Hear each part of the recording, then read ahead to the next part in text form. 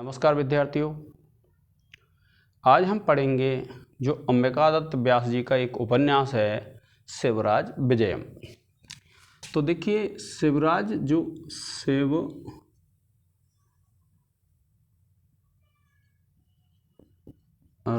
विजयम,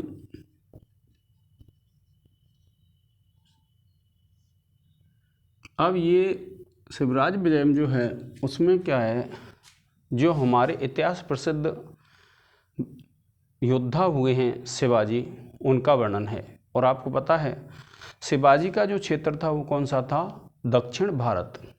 तो जो शिवाजी हैं वह औरंगजेब के समय हुए थे।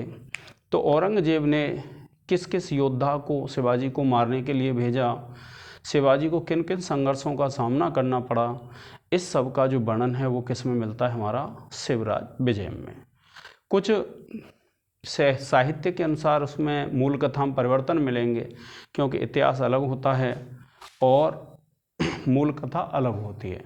तो आप ये नहीं सोचें कि कथा कैसे, क्योंकि जो मूल कथा होती है, जो मूल इतिहास है, उसमें और साहित्य में अंतर होता है। साहित्य क्या है? सुखांत होता है, यानी साहित्य का जो उद्देश्य होता है वह क्या होता है?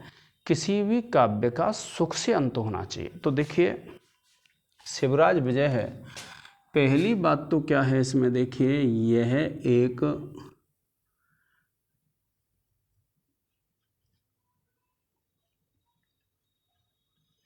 ऐतिहासिक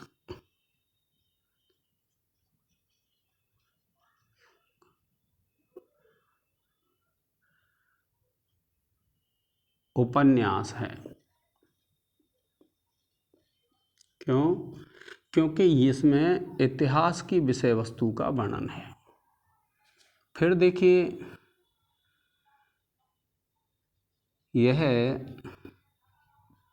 संस्कृत भाषा का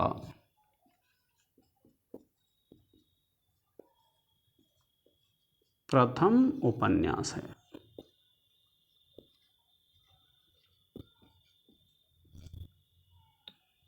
फिर देखिए अगर आप बात करते हैं तो रस की अगर आप बात करेंगे तो इसमें जो रस है वह कौन सा है? वीर रस। फिर आप देखिए इसका जो विभाजन है,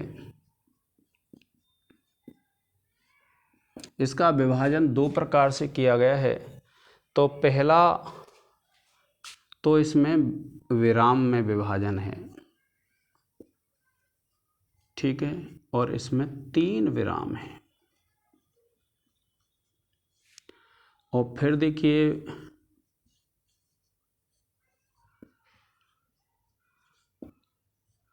विरामों का विभाजन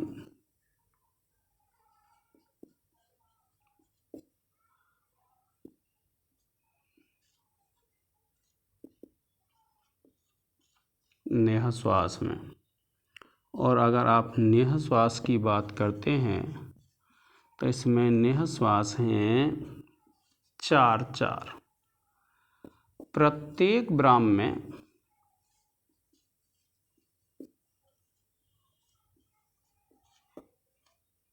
4।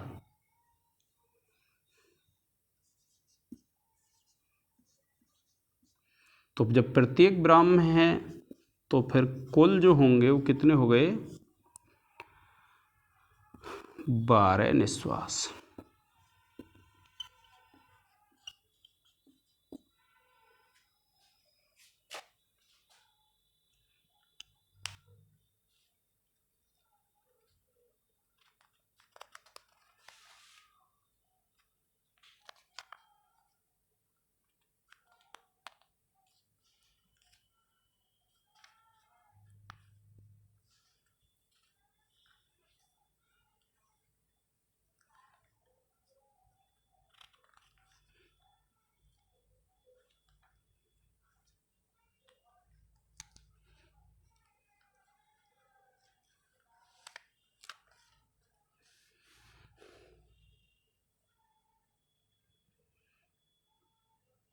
अब देखिए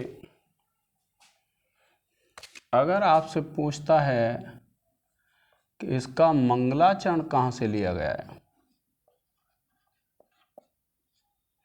तो इसका जो मंगलाचरण है विद्यार्थियों वह भागवत पुराण से लिया गया है। कहाँ से लिया गया है? भागवत पुराण से।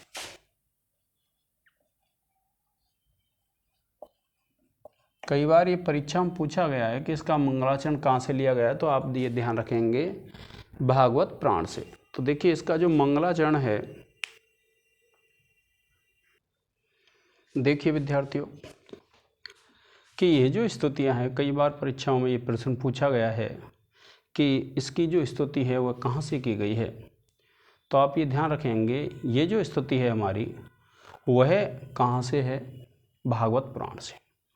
तो आप इसको बहुत अच्छी तरह से याद रखेंगे क्योंकि परीक्षाओं में अक्सर कर ये पूछा जाता है।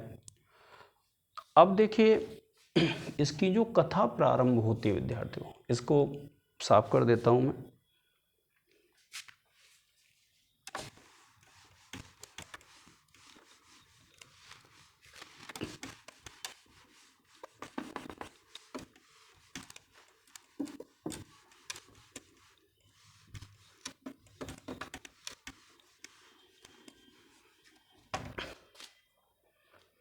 देखिए सबसे पहली जो बात है कि जो दक्षिण भारत है उस पर मुगलों का अधिकार हो गया था। कहाँ पर? दक्षिण भारत में। जो दक्षिण भारत था और दक्षिण भारत में कौन थे? मुगल। और मुगलों में भी क्या था? औरंगजेब। औरंगजेब था। अब उसके बाद देखिए विद्यार्थियों जो घटना होती है वो क्या होती है कि मुगल जो दरबार है उसमें ये जो शिवाजी हैं वह एक कांटे की तरह थे। अर्थात जो शिवाजी पर जो औरंगजेब है वह शासन नहीं कर पाया था, उस पर अधिकार नहीं कर पाया था। तो वह क्या है, एक एक करके शिवाजी को मारने के लिए योद्धा भेजता है। और योद्धा जब भेजता है तो पहला था अफजल खां। क्या नाम था इसका? अफजल खां। अब इस अफजल खां को भेजा किसके लिए? शिवाजी को मारने के लिए। अब शिवाजी को कैसे मारेंगे? तो शिवाजी को मारने के लिए जब अफजल खां आया तो उसने क्या किया कि एक योजना बनाई। और योजना इस तरीके से बनाई कि हम संधि का प्रस्ताव रखेंगे शिवाजी से, और जब शिवाजी मिलने आएंगे तो उनको धोखे से हम मार देंगे। ऐसी योजना थी। लेकिन होता क्या है कि एक ऋषि के आश्रम में दो गौर सिंह और एक श्याम सिंह नाम के दो शिष्य रहते थे। उसी समय जब शिष्य रहते थे तो एक वहाँ पर पर्वत का वर्णन आता है। पर्वत में से एक योगी राज आते हैं। उन योगी राज से जो शिष्य हैं शिवाजी के विषय में पूछते हैं। और जब शिवाजी के विषय में पूछते हैं तो क्या है कि वो जो शिवाजी हैं, शिवाजी की पराजय न होने का गुरु आशीर्वाद देते हुए चले जाते हैं। तो ये गुरु के विषय में जो ऋषि जो योगी राज पर्वत से आए थे उसके बारे में जो भी प्रश्न बनते होंगे उनको हम तथ्यों में पढ़ेंगे, शिवराज विजय के महत्वपूर्ण तथ्य में। तो अब देखिए हम पढ़ रहे हैं सामान्य जो उसका विषय वस्तु है। तो क्या होता है, योगीराज जैसे ही जाते हैं कुछ समय बाद, इससे पहले एक उल्लेख आता है कि एक यवन युवक था। यवन युवक ने एक ब्राह्मण कन्या का अपहरण कर लिया था। तो वह उस ब्राह्मण कन्या को ढूंढते हुए यवन युवक उस आश्रम पर पहुंच जाता है। और वह जो गौर सिंह है वह उस यवन युवक को मार देता है। जब उसकी वह तलाशी लेते हैं तो उसमें एक पत्र मिलता है औरंगजेब का, कि औरंगजेब ने एक पत्र भेजा था एक सैनिक के हाथों, और वह जो पत्र है वह पहुंचाना था अफजल खां को। किसको पहुंचाना था? अफजल खां। अब यह जो अफजल खां है उस पत्र में यह लिखा हुआ था कि उस शिवाजी से वैसे तो संधि प्रस्ताव रखना है किंतु उसकी हत्या करनी है धोखे से। और ये जो आश्रम में गौर सिंह आदि रह रहे थे वह शिवाजी के गुप्तचर थे। तो शिवाजी के सहयोगी होने से यह सूचना क्या है, शिवाजी को पता चल जाती है। अब शिवाजी, इसका जो निवास था वह बीजापुर दरबार था। कौन सा था? बीजापुर दरबार। अब उसके बाद क्या होता है, जो शिवाजी हैं वह निवास कर रहे थे सिंहदुर्ग में। कहाँ पर निवास कर रहे थे? सिंहदुर्ग। कहीं कहीं इसका नाम प्रताप दुर्ग भी मिलता है। अब क्या होता है कि ये जो प्रताप दुर्ग है, एक इसमें वर्णन आता है पंडित गोपीनाथ का। ये जो पंडित गोपीनाथ हैं, यह शिवाजी के लिए क्या करते हैं, संधि प्रस्ताव लाते हैं। क्या लाते हैं? संधि प्रस्ताव। और संधि प्रस्ताव लाने वाला जो ब्राह्मण है उसका नाम क्या है? पंडित गोपीनाथ। और यह जो पंडित गोपीनाथ हैं, जब संधि का प्रस्ताव लाते हैं तो संधि का प्रस्ताव यानी जो अफजल खां का और अफजल खां और जो शिवाजी हैं,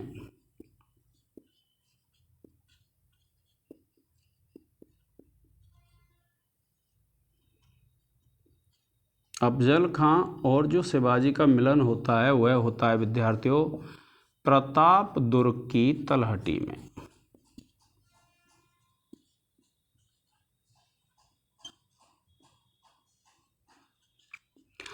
अब जब शिवाजी जाते हैं तो शिवाजी जब वहाँ अफजल खां से मिलने के लिए जाते हैं तो एक चोगा ओढ़ जाते हैं और उनके जो हाथों में एक लोहे का यंत्र था जिसमें नाखून थे। और नाखून किसके थे? बाघ जैसे। और इसलिए उसको क्या कहते हैं हम? बाघ नख कहते हैं उस हथियार को। यानी उन्होंने ऐसा हथियार पहन लिया शिवाजी ने, बाघ नख। अब जब शिवाजी ने उसको यूं गोदी में लिया, किसको? उस अफजल खां को। और अफजल खां है, जब उस अफजल खां को उसने गोदी में लिया तो उन्होंने पीछे से उसके ये जो नाखून थे, क्योंकि बाघ के नाखून थे, एक हथियार था उनके हाथों में, उसको ऐसे पकड़ के पीछे से फाड़ दिया। तो इस प्रकार क्या है, जो शिवाजी हैं उन्होंने क्या किया, उस यवन का वध कर दिया। यवन अर्थात जो मुस्लिम व्यक्ति था उसका उन्होंने वध कर दिया।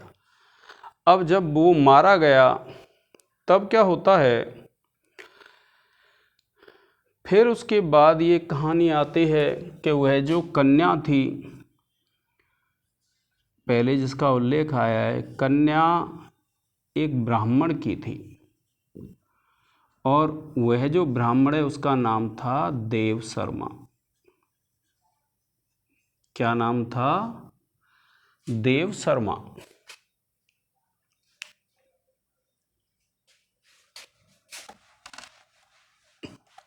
अब देखिए फिर क्या होता है विद्यार्थियों,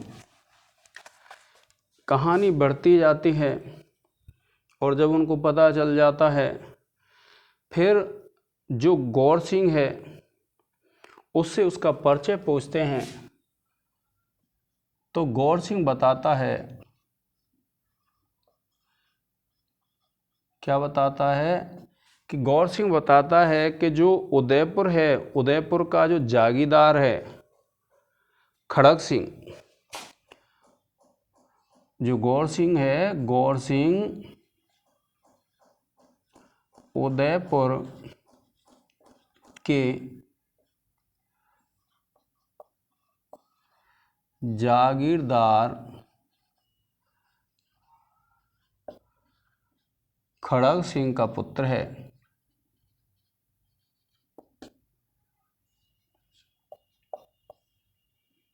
ठीक है। अब वह बताता है इसके बाद क्या होता है, फिर वे एक दूसरा व्यक्ति भेजते हैं और जिसका नाम है शाइस्त खां। क्या नाम है? शाइस्त खां। और यह पूना में शिवाजी के किले में रहता है। कहाँ पर रहता है ये? शिवाजी के दुर्ग में।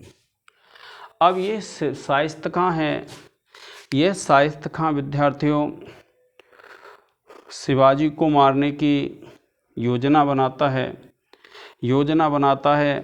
तो एक बार क्या है, जो शिवाजी हैं एक माल्यश्रीक नाम के व्यक्ति के साथ गुप्त वेश में उसके महल में चले जाते हैं और महल में जाकर के उसके संपूर्ण जानकारी लेकर के आते हैं। तो कुछ एक सैनिक ऐसे थे जो उनका पीछा कर रहे थे, जिसमें जैसे चांद खां है। चांद खां क्या है, पीछा कर रहा था शिवाजी का। उसको ऐसा अनुमान हो गया था कि ये शिवाजी हैं। तो जब पीछा कर रहा था तो वह चांद खां क्या है, शिवाजी ने मार दिया। और जब शिवाजी ने उस चांद खां को मार दिया और यशवंत सिंह, इसके बाद क्या होता है देखिए कि एक ब्रह्मचारी गुरु ने क्या है, गौर सिंह को अपना और अपने पुत्र वीरेंद्र सिंह का पूर्व वृत्तांत बता दिया। और फिर क्या होता है, सौवर्णी है, सौवर्णी उस कन्या का नाम था जो रघुवीर की प्रेयसी है। देखिए सौवर्णी है और सौवर्णी क्या है, रघुवीर की प्रेयसी। और ये जो गौर सिंह था उसकी ये बहन है सौवर्णी, और देव शर्मा की पुत्री है ये जो कन्या जिसका नाम आता है। तो इसमें रघुवीर से इसका विवाह हो जाता है विद्यार्थियों। और देखिए एक बार इसमें जो उल्लेख आता है कि रोशन आरा है, ये रोशन आरा औरंगजेब की पुत्री है। इसको भी ये बंदी बना लाते हैं। और ये जो रोशन आरा है, इसको जब ये बंदी बना लाते हैं तो ये रोशन आरा क्या करती है कि अपने प्रेम का प्रस्ताव करती है। अब आपसे कोई पूछ सकता है कि भाई रोशन आरा को कौन पकड़ के लाया था? तो आपको ध्यान रखना है, ये जो रघुवीर है ये पकड़ के लाया था। फिर क्या होता है कि वह रोशन आरा शिवाजी से प्रेम का प्रस्ताव रखती है, अर्थात शादी करने के लिए कहती है। तभी क्या होता है, एक राजा हुए हैं हमारे यहाँ जय सिंह, जो हिंदू राजा थे लेकिन ये मुस्लिमों की तरफ से थे। तो ये जय सिंह उसी समय आक्रमण कर देते हैं, और आक्रमण कर देते हैं तो हिंदुत्व की भावना जागृत हो जाती है। परंतु असफल रहने पर कुछ मुगलों के कुछ शर्तें मान करके संधि करनी पड़ती है। और रोशन आरा और मुअज्जम, एक और थे मुअज्जम, इनको वापस कर दिया जाता है। ये जो रोशन आरा है और जो मुअज्जम है इनको वापस कर देते हैं शिवाजी, किनके लिए? मुगलों के लिए। अब देखिए फिर क्या होता है कि रघुवीर है शिवाजी का सहयोग करता रहता है। और इसके बाद रघुवीर भी शिवाजी के साथ वापस लौट आता है और मंडलेश्वर पद प्रदान किया जाता है। यानी रघुवीर को कौन सा पद दिया जाता है?